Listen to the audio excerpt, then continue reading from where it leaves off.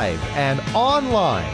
It's Sleepless with Steve and the Movie Book Club with your host, Steve Pulaski.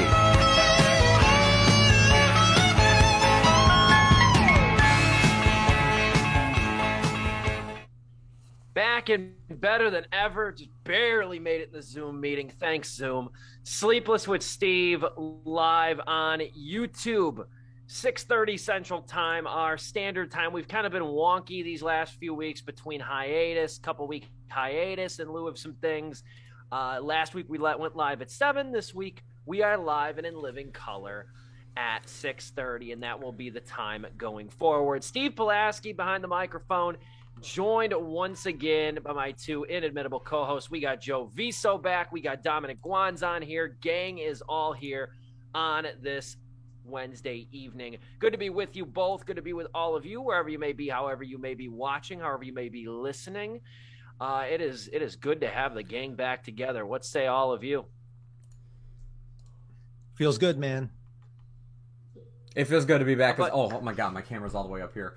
It feels very good to be back, finally. I was barely, hanging on by a thread last week because I had a horrible upper respiratory infection. But, Dom, thank you again for covering for me. There's been multiple times this year, but, man, you come in clutch every time. Yes, he does. To be back. Technically, I've been in every show. Yeah, you've been in every show, actually. It's never just been Joe and I. You have had perfect attendance over here. It's what I pay you for. But yeah, good to be with y'all. Hope y'all are having a good one, though. We've got a lot of stuff to talk about today, or at least two big topics, rather. Only two things, but two lofty topics, no less. We are talking about movie piracy exploding with the advent of streaming releases and movies going right to streaming in conjunction with theaters. Who could have predicted such a thing? Not me. Of course not me.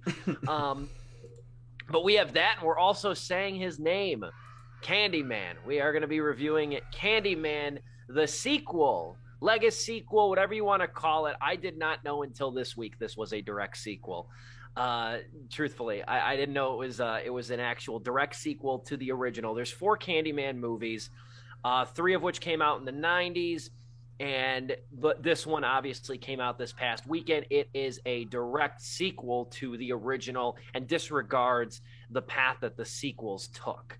So we're going to dive into that. I'm chomping at the bit because I just saw this movie. I literally saw it. I got home from it about 3.5 hours ago.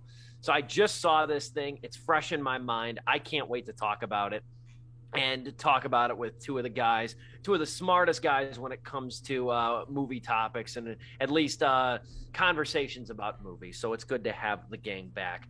Real briefly, though, we don't have 3 topics, so we'll have a little bit of time for an extended intro. Dominic, how are you doing? I'm doing quite all right. I have tomorrow off, which is very nice, so we can go all night if we want to. No hesitancy whatsoever. So I am ready for it.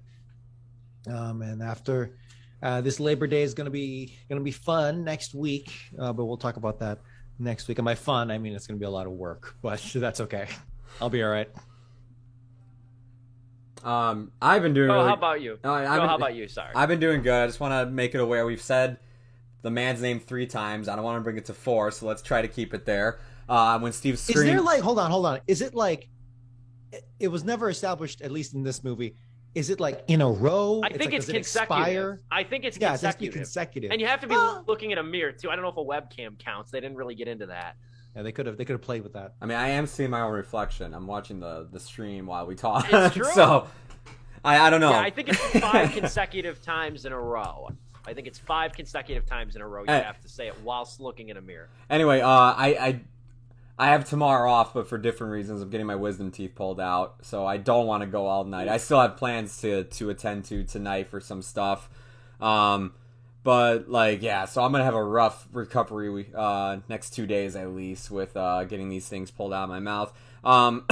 Excuse me. Still dealing with this little minor cough. I might have it come through. I'm going to try to mute myself as best as I can and everything. But overall, I'm very, very much happy we're back. Well, at least I'm back. And we're talking about movies, especially a one like this, because honestly, after I know you guys reviewed Suicide Squad last week. I'm not about to give a review or anything, but this to me, I was like, okay, there's way more I can talk about this than the Suicide Squad.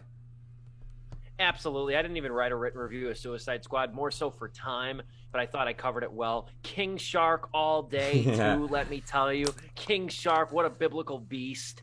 That dude is legit. You know how many times I've watched that clip of him when he does the fake mustache and he swears? I have watched that friggin' clip about 20 times. I'm right there with you every single time. It's like, I wear disguise. Fake mustache. That gets me every time. You know, and I just love the Idris Elba's deadpan in that.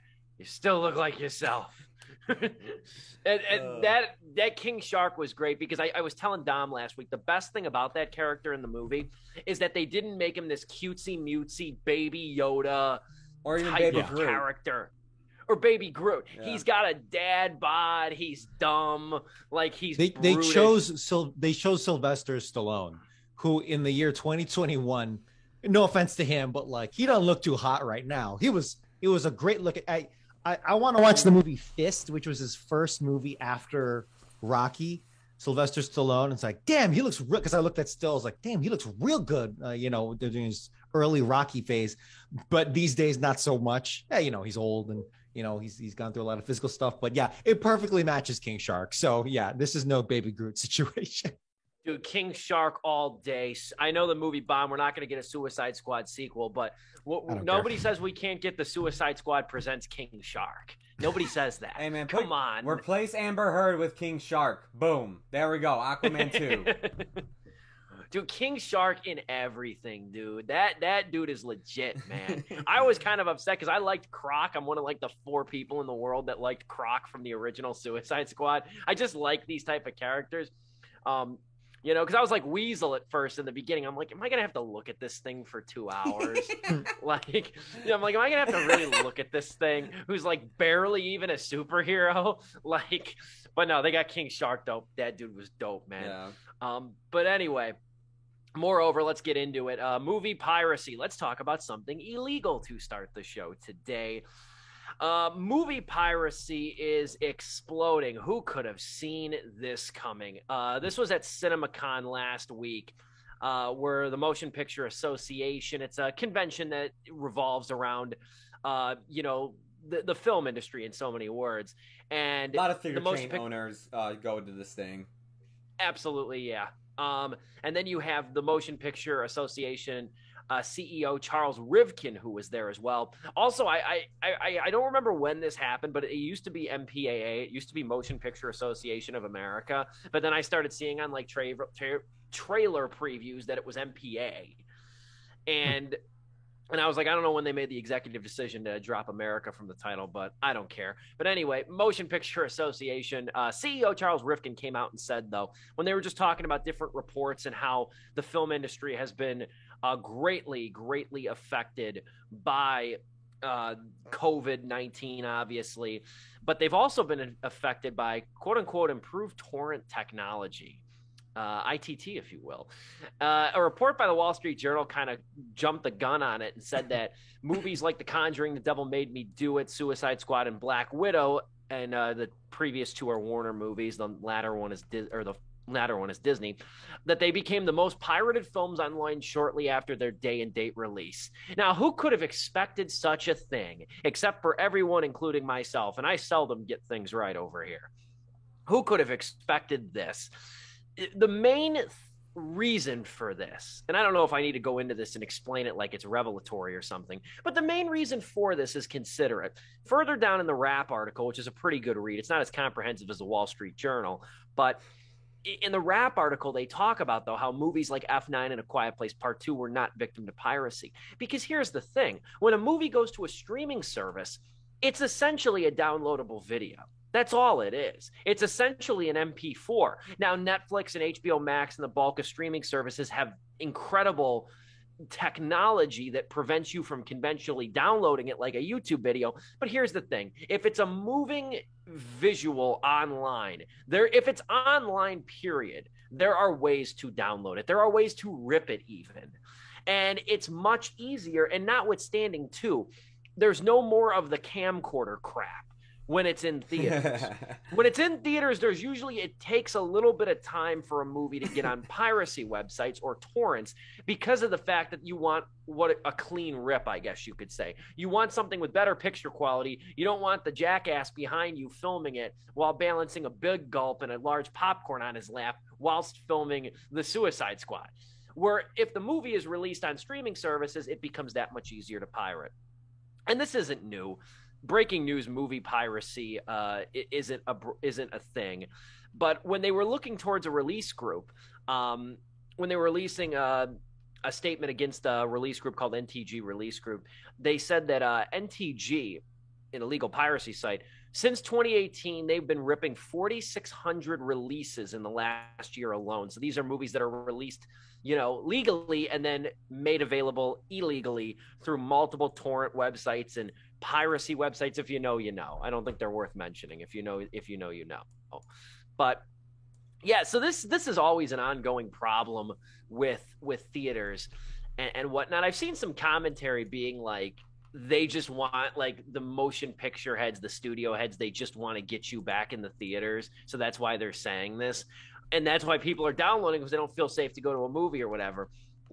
People were doing this long before COVID was even a thing. It's just become way easier right now. And the end-all be-all point, before I'll toss it over to you, Joe, the end-all be-all point over here when it comes to movie piracy is that it's made extremely easy when you have these direct-to-streaming releases. And this is going to be something the film industry is going to grapple with, and why it still gives me hope for theaters in the long run, because the business model is still heavily predicated on the brick-and-mortar establishment that is the movie theater, that doesn't elicit piracy in the same way that a conventional streaming release does. But this was only a matter of time to happen. It's just finally now Rivkin, the CEO of the MPA, is coming out and saying what a drastic effect it has had on movies released since COVID-19 hit. I just gotta say, we should probably bring back that advertisement or that PSA that says you wouldn't steal a movie or you wouldn't steal a house, so why would you download a movie, to really stop this? I would this absolutely download a car. Go to hell. You if wouldn't. I had the chance, I would download a car. Those things though. Those like they usually play like in the theater, but they also played on DVDs. And I hated the hell when they played on DVDs. When it was like, you wouldn't steal a car, so why would you steal a movie? Jagoff, I just bought the DVD. Yeah.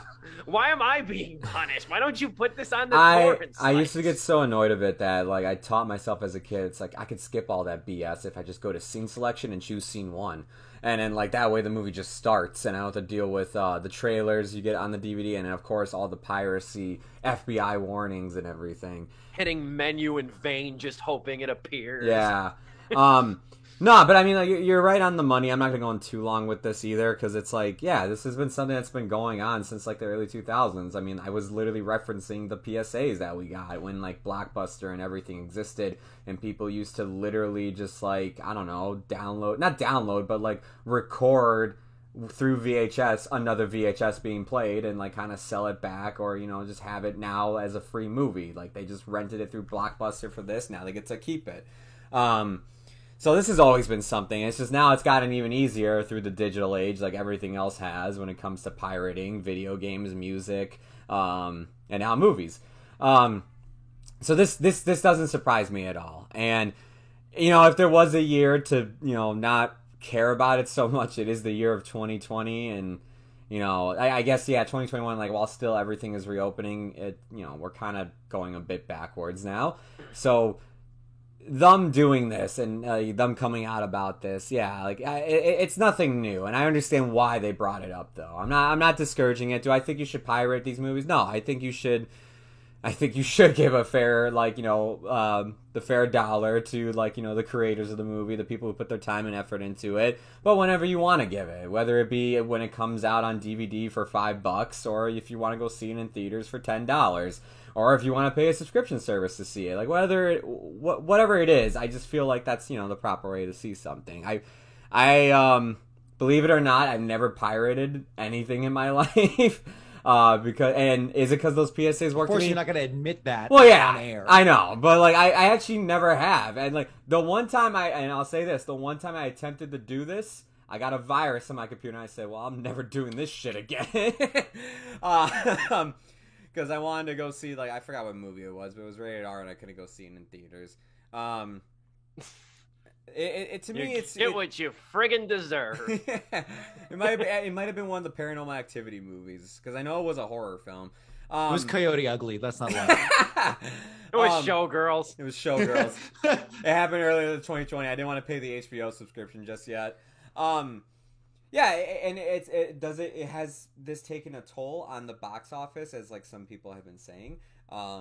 Yes and no. There's way bigger factors, I think, that are taking a toll on the box office. Because to me, it's like piracy has been around for so long.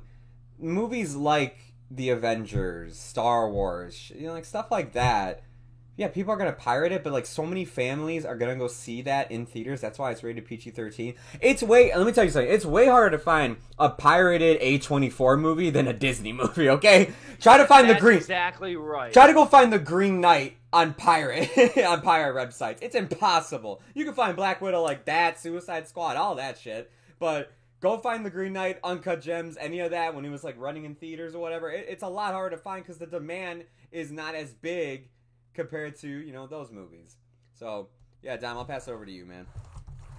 All I'm thinking about is that Jamie Foxx's character in Horrible Bosses. I don't know if you guys have seen that movie, but the whole point is that the main characters, for whatever reason, I can explain the plot, but they need to go see a criminal because they need to like fight because they're just regular dudes who've never committed really any kind of crime. So go visit Jamie Foxx's character. Like, oh yeah, he's been to jail. He knows what's up. So then they get like advice on how to be criminals. And then later on in the movie, slight spoiler for Horrible Bosses, but I finds out that, yeah, he spent 15 years in prison for filming a movie in the theater. And then they find out like, what? This was what you went to jail for? And then Jamie Foxx's character goes, they take that shit so seriously, man. and like, there's no exchange. It's just like kind of an aside. And I just love that clip. Take that shit so seriously. 15 years of my life. But yeah, I don't really know what else you can say about this. I don't know if we want to make Steve. I don't know if you had any predictions as well, but like this is other than the successful one you made with this whole story. But honestly, it's like I don't care. I think the studios are going to be fine. The only thing I care about is the ripple effect going downwards. If it the movie stars and and particularly the ones who are not A-listers and the directors and the more indie people. Look, hey, yo, I'm not gonna say pirate things, but like maybe consider what you're pirating, as Joe mentioned earlier. Like if you pirate Black Widow, I'm not saying you should, but I'm like, it ain't gonna hurt sure. I'm not supporting it, but like it's Disney. It's a good point. But like, an indie, like, like a $50,000 budgets and like everyone's like camping out there. It's like, don't do that. Or like YouTube Pig. Creators. Yeah. Like the Nick Cage movie. Hell, sure. Even the movie we're going to be reviewing today. I mean, it's a $25 million budget movie. It's, it's not that big and everything. And it's like, to me, like, this is something worth going to like actually pay money and see in a theater rather than pirate it. I understand like any big franchise stuff. Yeah, I get that more than this. Yeah, we are on record saying we do not support pirating in any way. That shape, too. or form. Yeah. Yes, indeed. No, but it's absolutely the case too, and that's the thing when it comes down to it is that like people always want to make the argument too that like, you know what I mean? The movies are going to make millions, untold millions and billions of dollars anyway, the blockbusters at least. Why does piracy matter? They're doing this in spite of piracy. And I kind of piggyback off of what Dom said, though. I think where piracy hurts the most is not so much the Black Widow, the F9. It's when you pirate movies like The Green Knight, when you pirate movies like Pig. Now, I'm not saying that Nick Cage and Dev Patel are going to be eating ramen noodles in 6 months. That's not what I'm saying. Yeah. But I will say, you know who that harms, I think, significantly? And I've actually read stories about it that say, when movies bomb and whatnot. But that harms the cinematographer on an A24 movie. That harms... And systemically speaking, it harms original movies from being released, because studios will go gravitate towards the blockbusters because it's a guaranteed bankroll. That's why we're getting Top Gun Maverick now, not till Memorial Day. I don't know if you guys saw that today. Oh man, seriously? Yeah, Top Gun Maverick ain't coming out till Memorial Day. Thanks, pirates. Anyway. Support our troops. Don't pirate. Oof. Oh, man. Yes. We'll leave it at that, though. That was a good discussion. I thought it was worthwhile. I actually saw that article immediately after Sleep was ended, and Dom didn't even get out of the green room before I sent that to him because I wanted to chat about it. But we'll move forward, however, because we really just got the rest of the show for the runway of this movie, and it is Candyman. Now, again, backing up and kind of reiterating some things. First things first. You know what? First things first. We've all seen it, okay? The three of us have seen it. Did anybody else think their projection is screwed up in the beginning of the movie? Yes. Was anybody almost going to get up? Because I almost was. I went to go see this with my friend last night. We got dinner and everything. We were catching up. And we're both sitting there. And we're like, oh, look, they put the Universal logo backwards. How cute. Okay, now the next logo. Okay, hold on. What the hell's happening? And I waited. I was like, okay, hold on. If the movie starts and Candyman is backwards, I will go talk to the projectionist. But I'm going to keep it going. That was my line of thinking, too. Because at first, I'm like, oh, they did it like a mirror, you know? Yeah. I got it with the Universal logo, but then it was the MGM logo, and then it was Braun, I believe. And then Monkey Paw Productions, too. Monkey Paw Productions, yeah, with the teacup or whatever. And I'm watching it, and I'm like, oh, is this an error? And then it's the opening scene in Cabrini Green, and I'm like, I'm trying to like look at it like, you know what I mean? But then I think you see the "Have you seen me" poster with the cop. Yeah, and then I was like, okay. I looked at the address. I looked at the numbers. Yeah, I saw the door on the number. apartment. Oh, okay. Oh, I'm even slower. I'm even slower because I'm thinking like, I'm like, are these guys seeing this too? No, man. I was like, my eyes were darting around the screen for like anything. I was like, and I saw the apartment numbers, and then yeah, of course, when they held the "Have you seen me" sign, I was like, okay, we're good. Last thing I'll say on this is that I have seen like whole projections screw up before for like regular movies that don't have any gimmicks. So it's like this has happened to me before. Like there's like a green line throughout the whole film. It's like what, and then I got free passes. So like in any case, let's move on from that. No, the thing that drives me nuts, speaking of which, since I go to all these small town theaters, you know what drives me up a wall? And it's not so much a problem at nicer theaters, but it's dead pixels on the screen. Drives me freaking nuts. Anyway, though, moving forward, yeah. So, okay, I'm glad we had a collective agreement on the opening titles of Candyman because they're mirrored. I probably should have mentioned that earlier. But anyway, Candyman, this is a sequel to the 1992 film Candyman, directed by Bernard. Why am I blanking on the name over here? Bernard Rose, the original. Oh, okay. The director of the original. Nia DaCosta directs this one. By the way, say her name. Say her name, Nia DaCosta. Put some respect on it when you do. I'm sick of this being billed as a Jordan Peele movie, even though he did co-write it along with another guy, Win Rosenfeld, I believe his name is, Win Rosenfeld, who wrote some of the episodes of Twilight Zone. Say Nia DaCosta's name, for Christ's sake, first and foremost. Anyway, but yeah, this is a sequel to the 1992 film. It disregards the two 90s sequels that we got, Candyman, Flesh of the Beast, I think, and Candyman, Day of the Dead. It rejects those. So it's a straight sequel to the original. And I'm going to say right off the bat, a pretty damn good one.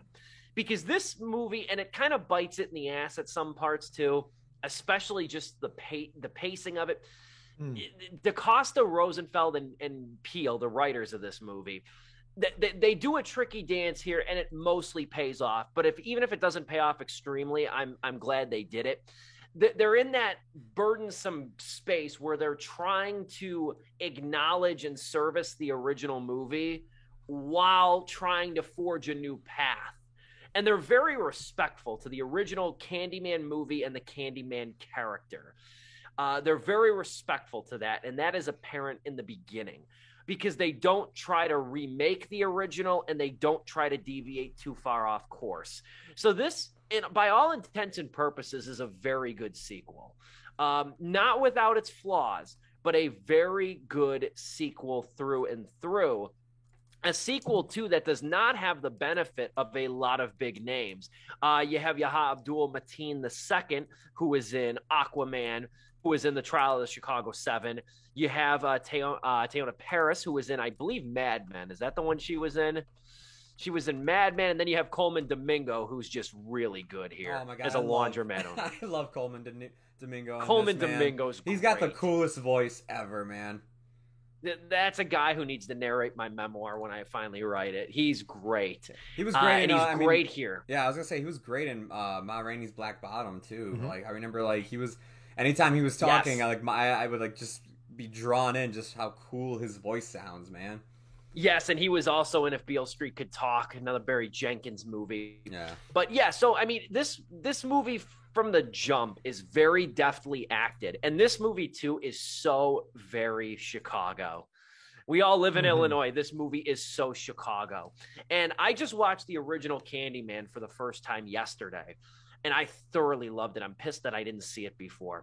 The original Candyman, Joe's already seen it now twice, and Dom has yet to see it. The original Candyman is so good. It's more of like a gothic drama than it is a slasher movie, but it has elements of a slasher movie.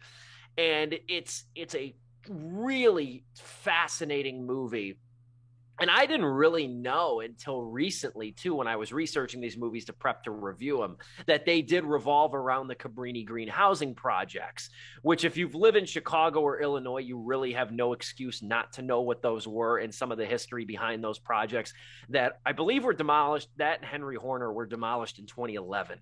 I believe that's when they finally were destroyed. And now the area, the near north side of Chicago, has been all built up and gentrified. They talk about it in this new one, Yeah. in this new Candyman film.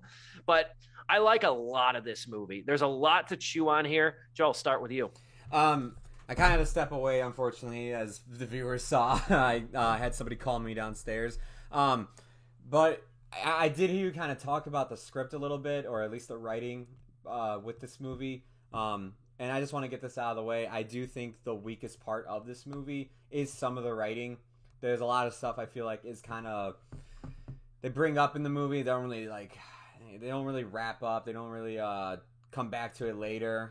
Or I will say this too. They introduce a ton of characters in this movie that are literally just made to be killed. Like, I mean, literally, that's all they are there to be. I was just like, all right, like, there's even a point. It was just shocking that like Jordan Peele would like do this in a horror film, because I feel like he's better than this, and even the other writers as well, Nia DaCosta and Win Rosenfeld, where like they do the whole gimmick of having sex in a horror movie and then you're gonna die because you're having sex, and I was just like, really weird choices. But besides that, I mean, it sounds like, I might not be liking this movie. No, I actually really did like the movie a lot.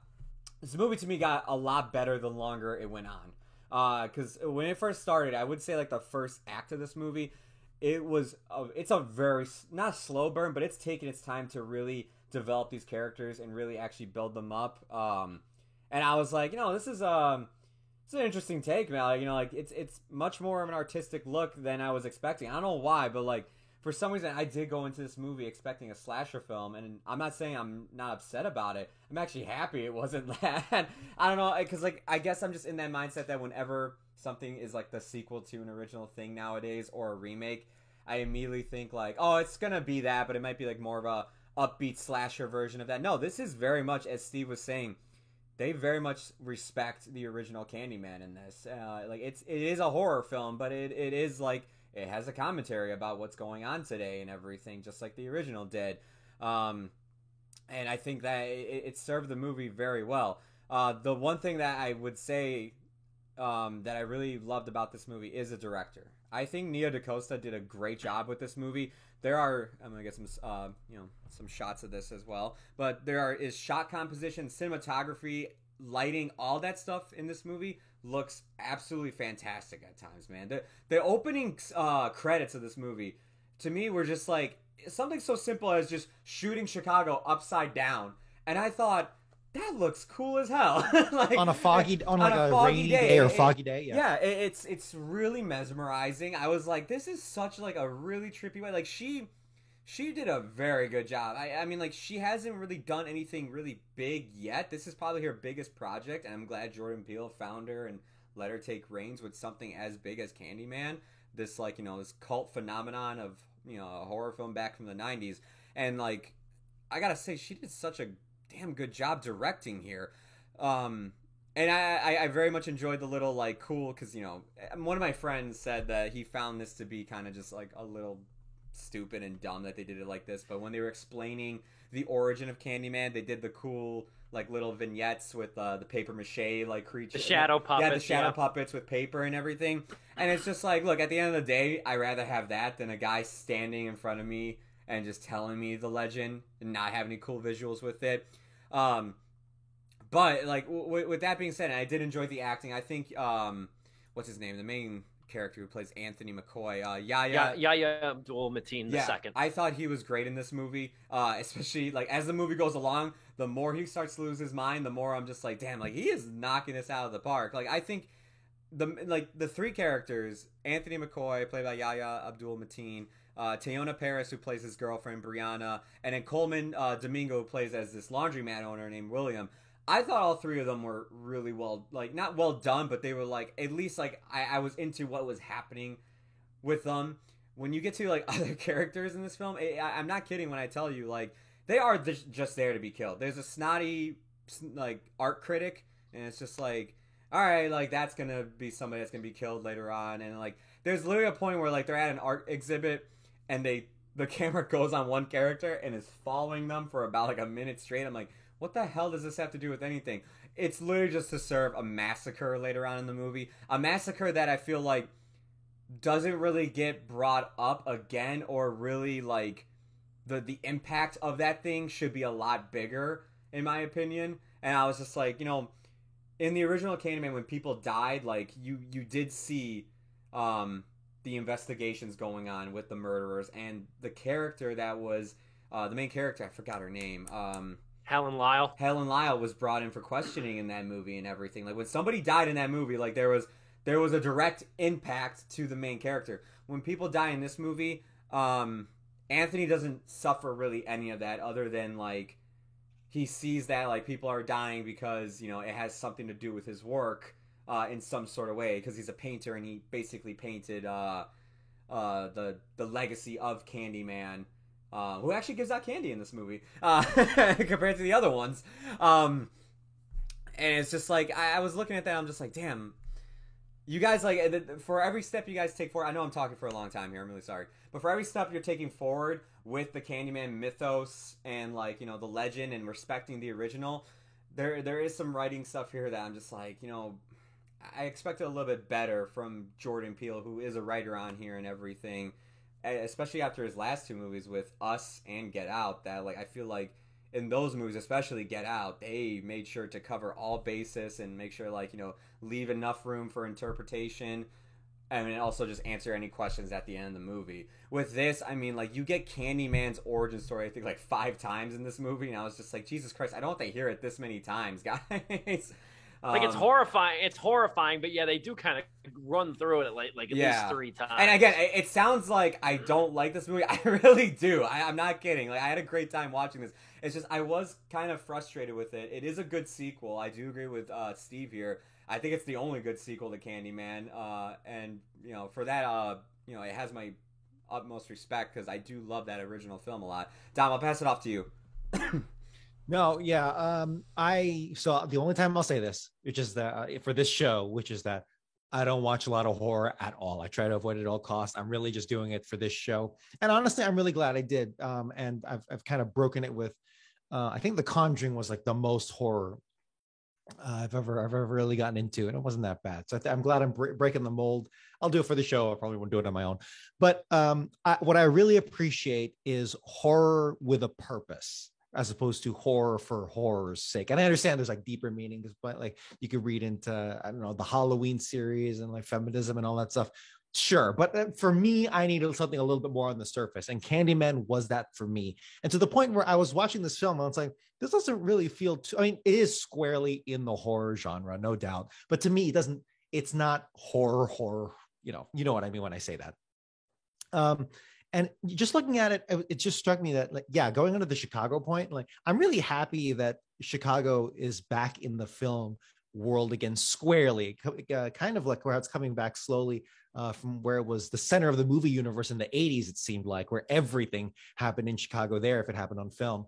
And I'm glad that it's coming under the guise of like social awareness, social consciousness. I'm going to forget so many more, but the Fred Hampton movie, Judas and the Black Messiah. I'm already blanking. Transformers. I'll end it there. But like, I'm really glad that the social consciousness has come back through Chicago, and very much a contrast to where a lot of those 80s movies were set in the suburbs of Chicago, the wealthier parts of Chicago, and more so the parts where it had a lot of white protagonists who had a lot of privilege and stuff. Not to say that their problems were necessarily invalid or anything, but we're getting into some real hard societal thing, like Cabrini Green. Like, my goodness, look at the Wikipedia page for Cabrini Green, and you'll get so much there and so many links to other things. Like, I reread it last night, actually. It's pretty insane. Like, it had a high crime rate because, of course, it's a project. Therefore, a lot of social inequality and all that stuff, and police brutality and all that stuff. And like the mayor, Jane, Jane F up her name. Yeah, thank you. She tried a publicity stunt where she tried to live at Cabrini Green for like 3 weeks, saying, "Oh, it's very quiet, it's very lovely," and it's like, nah, dude, you're the first woman mayor of Chicago, but like, you don't get it. You do not get this. Anyway, bringing it back to Candyman, I'm just really happy to see that back on the screen, and really, I just enjoy the fact that Jordan Peele is the guy to do this stuff with. Of course, Get Out is so far his magnum opus, and I'm glad that at least he's hammering on this subject, and that he is kind of the go-to guy. Maybe he becomes cliche. Just he's like, oh yeah, he's the guy who talks about black social issues in all the movies he writes. Dude, awesome, go for it. Like, you show me something every time. So no matter what the critique is, and there are a couple things to critique here, not gonna lie, I'm very fortunate for that, because I do learn something coming out of this, and I get like, honestly, like the ending credits with the paper mache. That was so good. That was so good. That was a movie in itself. Yeah. Like the horror, honestly, the horror doesn't come from the jump scares, the darkness, the slashing, all that stuff. The horror comes from the context of like all the shit around. Yeah. Right. The actual real world. Like, to be honest with you, when I guess slight spoiler, but when Coleman Domingo goes off the rails here, which you kind of anticipated, but like when Coleman Domingo goes off the rails here, like it's a little scary and frightening. I'm scared for the characters involved. But when the police show up, that's even, like, that was like, I felt that 5 times more. I'm like, holy shit! I'm like, Peele helped do it again. Dude, with the cops he did it again. I was about to say, yeah. Again. Except this time it ended how we thought Get Out was gonna go. Exactly, and it could it have been? I know we're a minute here, but could it have been executed a lot better here? I'll continue on after the break, and I'll go into some critiques. But overall, I'm just glad that this movie was made and that they were able to do something so effective with something that could have been such a formulaic disaster. Yeah. All great points, guys. We got to take our Zoom-sponsored intermission here, but we'll be back in just about a minute or a minute and a half. It's Sleepless with Steve. We come to you live and in living color every Wednesday evening, 6:30 Central Time. We will be back in just about a minute or so with more of our discussion on Nia DaCosta's Candyman. Again, say her name.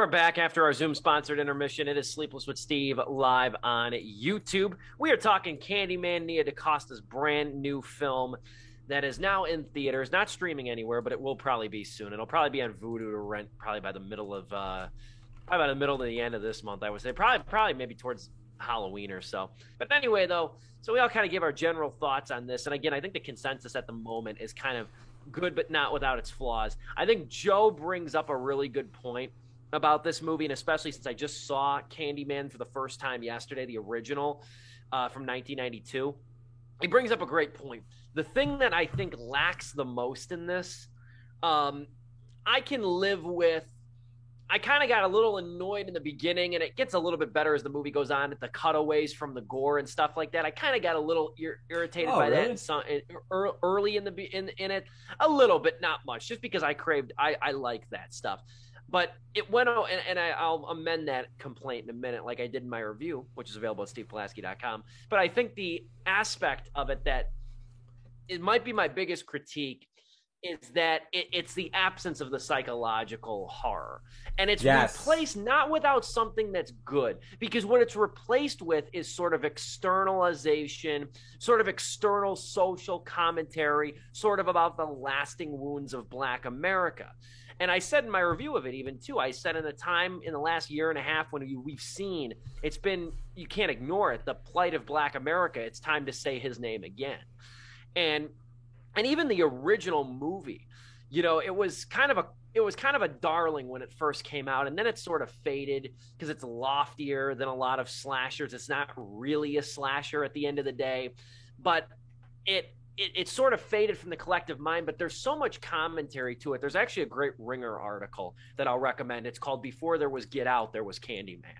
And it talks about how this movie sort of amalgamated sort of like Black pain and suffering in a character who, in all honesty, you could even kind of view Candyman as an anti-hero. You could make that argument depending on the perspective that you want to bring to this movie. You could absolutely argue that he is an anti-hero at the end of the day. But it's the absence of that psychological horror aspect, which you see in mass with Helen Lyle in the original, who's brought up a handful of times in this one. Yeah. You see that every death has weight, and like the agony in that movie is turned up. The scene with the Rottweiler is horrifying, is absolutely horrifying.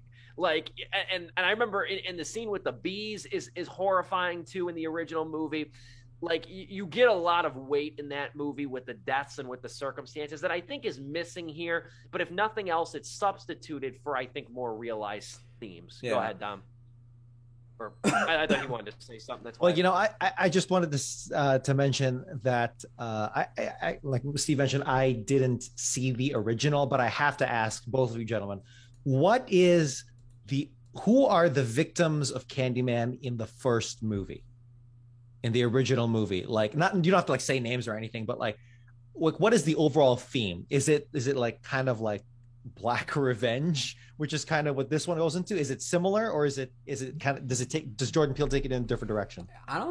There was no real like theme, I think, to any of the There's no through line between the victims, because like in this one, I mean, like I'll say it, it's all white people that get killed. It's really, I mean, the crux of the movie revolves around a grad student at U of I, actually, who is researching urban legends for her thesis, and she revolves around Candyman. At the end of the day, Candyman's victims are really those who do not believe in him. And that's the thing. He's kind of vampirical in that way. In the original. In the original, and even in general. He's vampirical in the way that he needs people to believe in him in order to thrive. So it's kind of like non-believers who are the victims, at least in this one. More so it's critics of black experience in this one, like art dealers, versus the original. I was gonna say, like, the one thing I've heard, like, when it comes to that first one is that it's people who ignore, you know, what's happening in places like Cabrini Green and all that. That's like kind of his victims. That's why, like, you know, they don't believe in Candyman. They think they're oblivious to it. They're ignorant to it. And, like, you know, they don't believe Helen or anything. So, like, I've seen, like, that take with it as well. This one, like, you know, they kind of brush on some things. Like, I thought they were going to go further into this, and I thought it was, you know, would be a great topic. But when the art dealer was kind of like, yo, like, I need you to, like, really get into yourself and find something. And he's just like, well, I can, like, you know, paint about, like, black suffering. He's like, yeah, there we go, that sells. Like, you know, and, like, you know, make white people feel like absolute shit. Like, that sells. And I'm like, wow, that was almost like you had it right there. But it's like they never come back to it. I was like, damn, that could have been a really cool message about, like, you know, yeah, like, sometimes there is art being used for, like, you know, and taking advantage of black suffering. I mean, like, how many slave films did Hollywood pump out for, like, you know, years, decades, yeah. But like, because so then would it be correct to, I know we're kind of getting into like plot, I'll try to avoid spoilers as much as possible, but like, would it be safe to say that what I took from it is that the through line here for Candyman's victims in the new version is that it's like a systemic thing?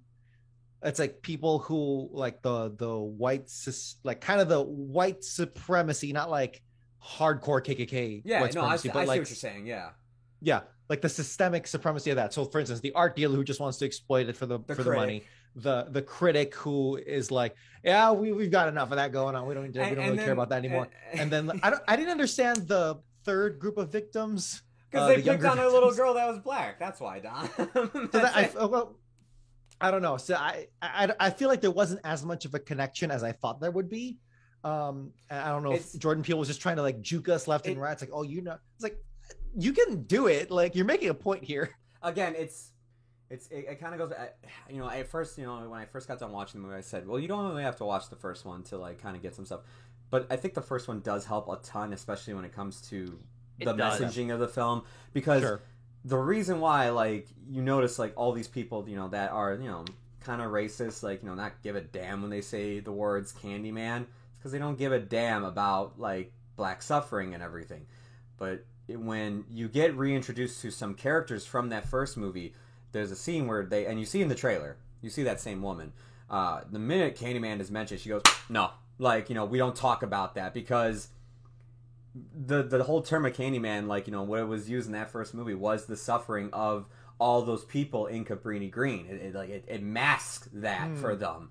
And in this movie, I mean, what they do with it at the end, I thought, like, wow, that's the best thing they could have done with any of these sequels. Like, actually turn it around, the whole mythos and legend of it. Like, and I won't ruin what it is, but it's just like, that was really cool what they decided to do with it. But yeah, with this movie, it's like they don't really touch on it as good as they did in that first movie in '92. Yeah. And I think if you do watch the '92 movie, you'll have a better like perspective on it. It doesn't excuse the film. Like, I've seen the '92 film, but I still think like I think it's safe to say this film being a 2021 film from a 1992 movie and kind of a soft. It has a lot to juggle. It's balancing a lot. It should and it's be only able 91 to minutes. Yeah. And it's only 91 minutes. Which this is a movie with all it wants to do. I think justifiably could have been 15 to 20 minutes longer. I agree. If they had spent that time like not hammer, they hammer the message home in like the end credits, like the marionette stuff there. Not marionette, but you know what I mean. But like, I feel like you could have put that into the actual film a little better. And the way you explained it, Joe, wherever you are on your screen, but like the way you explained it, Joe, I really appreciate it. It's actually kind of what I was hoping for. And I don't know if it's there or if you just had to explain it to me. And not to say that I am representative of everyone, but like, I feel like there could have been a little more. There could have been. There totally could have been. Yeah, like it could have been a little clearer. Right, and I'm a very privileged, educated suburbanite, so college boy. So I should be able to pick up on these. Yeah, we went to North Central, the most non-racist thing ever. But let me say this. Like the movie, as you were kind of like saying, Dom, yourself, and even Steve as well, it's balancing a lot here. It's trying to pay homage to the original. It's trying to also be a sequel and continue that legacy. It's trying to bring up social commentary, which, to me, is probably its strongest points when it comes to its writing. I would say is that, and when it's actually continuing the legacy of Candyman, is when I think the best writing is here. But when it has to do other things like, okay, now we have to write, like, how do people get killed in this movie? Like, who's going to get killed off? Well, we can't kill any of our main characters because they're actually forwarding the movie. So we'll just have these random background characters that, like, are literally cliches of, like, art critics and art snobs and bullies in high school get killed, and it was just like, again, it's so go on. No, it's no, so predictable. It's so predictable. Like, I'm not even a horror slasher guy, and like I knew it was like, oh yeah, you cut back to the art critic, or not art critic, the guy who owns the gallery. It's like, why are we spending any time here? They're closing. They're gonna say the name of the movie. Now, yeah, okay, cool. I'll say this: the kills are cool in this movie, man. They're filmed really cool. There's a cool kill that's like in one of my favorite buildings in Chicago. The one that's like it's got like a bunch of like cylinder discs for like the and if you know where Dick's Last Resort is at, it's that building. There's a really cool kill where it just slowly zooms out from the kill, and just like the kill is getting more gruesome and gruesome as it's zooming out, and you're just seeing everybody else's day go on in the other apartments. I was like, I did like that. The kills are filmed really cool in this movie. Not the first one so much, but the second one and the massacre that happens. I was like, those were filmed really creatively, and it's like, sure, it's cliched and everything, but you at least put time and effort into these. You actually like filmed them really cool, and they were really effective. Even the bathroom scene that is shown through the pocket mirror. Yeah, that was so cool. Yeah. Like, I mean, like it's ridiculous at points. Like, you know, it's like literally like the amount of blood in that scene is like they dumped a bucket of Kool-Aid like on the floor. But it's just like the way it was shot was really cool. For sure. Yeah, there's like I said, there's a lot to appreciate about this movie, and there's actual care and attention that went into it in terms of, like I said, trying to service the original, trying to come up with a new direction for this, which I think is pretty well solidified at the end in some ways. You know, it kind of takes, you kind of have to marinate over the ending just a little bit, I think, after you see it, just to, you know what I mean? Because in the moment, it's pretty overwhelming, because essentially, too, the movie, in some ways, it kind of builds to this ending. Like, it keeps amassing this energy and such, but it never really kind of capitalizes on all that it's building. And then it kind of all does it in the last 10 minutes. Yeah. Then it all does it in the last 10 minutes, and it's overwhelming, and the cops arrive and everything. And it comes down to it. And Coleman Domingo gets a fantastic scene in the climax that really drives it home. But it thoughtfully builds a world, but it's kind of the pacing consistency, and it's sort of just the lack of that psychological horror too, that I think, you know, psychological horror is traded for like the thematic relevance of the story, which I think works as well. Mm-hmm. But that's where it misses, is the weight of the deaths in the original movie, which drove it home. Yeah. But I will say this, and I'm kind of pivoting to closing thoughts here, but I will say this. It's a daunting challenge to kind of condense this material into 91 minutes, which, again, I say, like, this is one of those movies, too, that really I think could have justifiably been almost 2 hours. You say that, but, like... And I think would have maybe even been better. There's sometimes, though, like, it's just, like, I'm fine with it being an hour and 31 minutes, because, like, what I got, I did enjoy and everything, and it's, like, do I want, like, you know, it always is, like, the what-if thing, where it's just, like, well, if it was, like, 20 minutes, maybe 30, like if this movie was 2 hours, would it have been too long for its own good then at that point? Or if it's like, it hit everything it needed to hit at least, and while it didn't hit it, you know, at best at points, like, you know, some of the topics they wanted to bring up, or some of the, like, you know, things they wanted to do with the franchise, it at least did it good enough to where I'm like, this is good. And I'll say right now, I would love to see them continue this, especially where they leave the ending off. I thought the ending was really damn cool. That I would love to see if they would decide to do like another Candyman, talk about these same things, and spend, now that they don't have to worry about continuing from the first one, they can actually do their own thing now. I would love to see a sequel. And I'll kind of close with this too. You know, I never want to harp on a movie too harshly that has a lot of ideas, even if they might not be extremely superbly well executed. It's the fact that this has ideas in a direction, and it, while paying homage to the original, that I find, you know, really good and really strong in a lot of ways. The last thing I'll remind you before I give my star rating, maybe you guys didn't know this, but after Freddy vs. Jason came out in 2003, we came this close. To having Candyman versus Leprechaun. We came this close to having Candyman versus Leprechaun. Look it up, and that would have been a goddamn tragedy. Could you imagine, like, showdown in Chicago?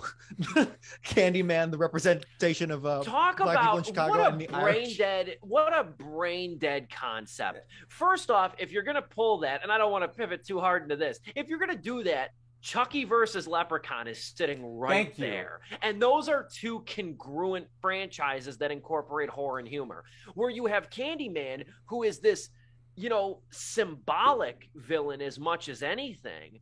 And then you have Leprechaun, which there's 2 movies in the symbolic Leprechaun franchise. Of the Irish community in Chicago. And if the film had been pitting the Irish community and the Black community against each other, meanwhile the white Anglo-Saxon Protestant capitalist overlords that secretly pull the strings in the Chicago power machine are just looking down from the Sears Tower, of course, just watching the two go at it, like that would be sick. Of course, that was in no way ever going to be. That was no way and ever going to be as much thought as they would have put into it.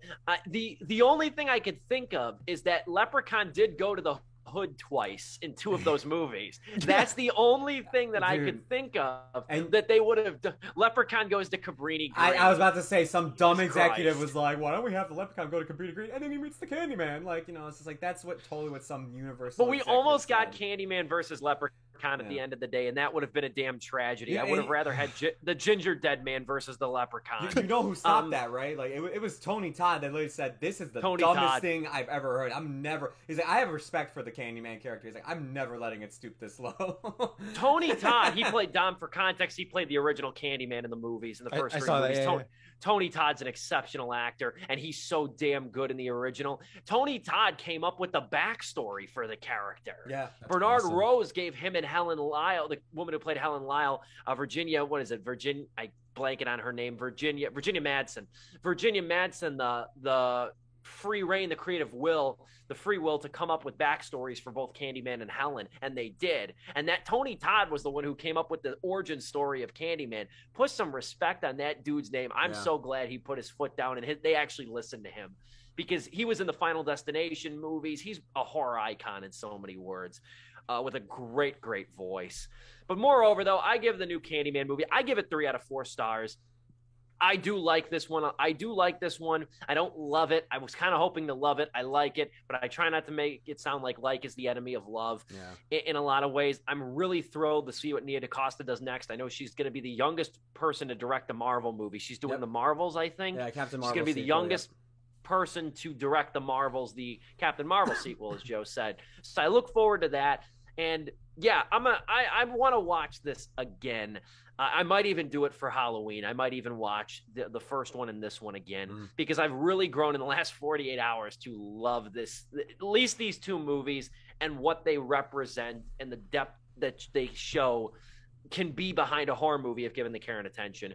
Joe, closing thoughts? We'll close with Dom. You know, Tony Todd, when, you know, interviews were coming out about what does he think about Jordan Peele picking up the franchise and making a sequel to it, and he said, I'm glad somebody with actually respect for it will do it. So obviously he was a little burnt still about that whole Leprechaun versus the Candyman thing, and I can't help but agree with him, because as much as I was having criticism with this movie that I brought up and everybody else did throughout this review, I can't help but feel that, like, this is still a great movie at the end of the day, and that, like, it brought up some stuff. It was a great time to talk about, and, like, it made me, you know, I came out learning something from it, like Dom even said.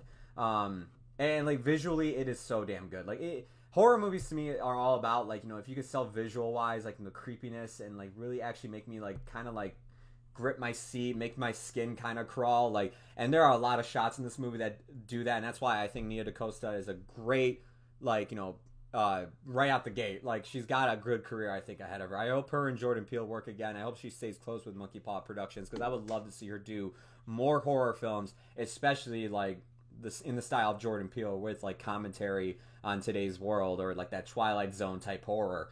For me, I did enjoy it. I had a good time watching it. I would love to see them continue this as well. And as I said before, I think it started off, the pacing at the beginning of this movie, at least like the first half, I was kind of like, I don't know about this one.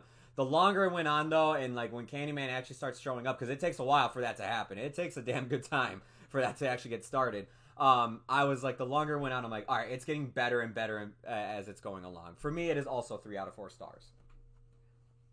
I will always gladly donate funds to Jordan Peele's crusade on showing the police as horrifying as possible, and putting you if you are not a black person, show like just getting a modicum of what that feels like. Is that when you hear the sirens, when you see the lights, and when you hear the door crash down, and you hear get down on the ground and a Glock pointed at you.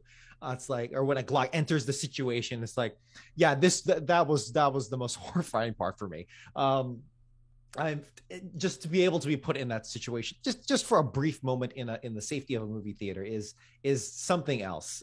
Because no matter how many corrupt cops in other shows and movies, it'll never come close to what Jordan Peele has been able to do with Get Out and this. There are some problems with the connective tissue here. Things here with the I guess the micro of like the scene by scene. I really can't put my finger on it. I think Steve really did say it best, which is that there needs to be more of a psychological horror feel to this, if that's the aesthetic that you're going to wear for the majority of it. And I feel like there could have, how that horror is not directed as a movie directed, but like where it's pointed at. That doesn't need to be predictable, because Steve, you said it earlier where he's an anti-hero. I was like, damn, at this, like that ending sequence, he was like, he's turning into a goddamn black superhero at this point for the streets, you know what I'm saying? I was like, Jesus Christ. The only thing it was missing was a title card. The only thing it was missing at the end of the movie was a title card for Chadwick. Yeah, exactly. Candyman will return. I'm like, hell yeah. But yeah, there was some things here in the connective tissue that I was just kind of getting lost in it. And, you know, maybe I am just that privileged and that suburban where I need these things bonked into my head. But I don't think I think I'm a little part of the majority where it's like, I think you could have made things a little bit more obvious, themes a little clearer, a little more stripped down. And you know, we could analyze the screenplay for hours on that, but 3 out of 4 stars. I was gonna give it 2.5 out of 4, but then those the final kills, I was like, God damn it, Jordan Peele and Nia DaCosta for really driving this home. Yeah, it really sucks that we're just saying Jordan Peele's name. So Steve, commend you for putting Nia DaCosta's putting her name to the front of this, because according to articles, she made history recently as being the first Black female director to debut at the top spot in the box for a office, movie. Yeah. Box office, yeah. Okay, she'll do it again. She'll do it again when the Marvels comes out. Yeah, no doubt, for real. She'll do it again when the Marvels comes out, and yeah, that's awesome. That's awesome to hear, because, like I said, I just got kind of aggravated, and it's nothing against Peele by any means. I just got aggravated throughout because this movie was supposed to come out last June. I just got so annoyed by the fact that people kept saying, like, this was Jordan Peele's movie, like this is his next movie after. I was doing it too. And it didn't help that on the posters it says, from the man who brought you Get Out or whatever, and Us. They know how, like, because that's the selling point. Like, they know how to advertise it, but it pissed me off though, because I'm like, no. And I thought for about I'm into the movies, obviously. I thought for about a week or two when it was announced that Peele was directing it, until I went on like the Wikipedia page and saw it was DaCosta. And then at that time I was like, well, that sucks. So that's why I keep harping to say her name 5 times in a mirror. Anyway, that's our show. That's our show today. Next week, we are talking about iCarly, the season in review. To change the subject, to say the least. I was just waiting for that. I just had to say it in such a nonchalant way. Man, you know, the police brutality, Capita Green, segregation. iCarly next week, guys. iCarly next week, guys, all as well. Miranda Cosgrove.